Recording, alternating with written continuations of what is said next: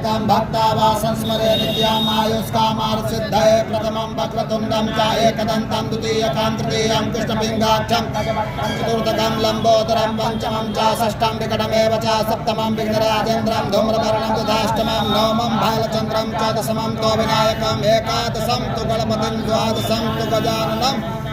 संध्यां यः पठेन्नरा न च विघ्नभयं तस्य सर्वसिद्धिकरं परं विद्यार्थी लभते विद्यां धनार्थी लभते धनं पुत्रार्थी लभते पुत्रान् मोक्षार्थी लभते गतिं जपेद गणपति स्तोत्रं फलं लभेत् संवत्सरेण सिद्धिं च लभते नात्र संशयश्चभ्यो ब्राह्मणेभ्यश्च लिखित्वा यः समर्पयेत् तस्य विद्या भवेत् सर्वागणेशस्य प्रसादतः तै नमः ॐ गङ्गणपतये नमः ॐ नमः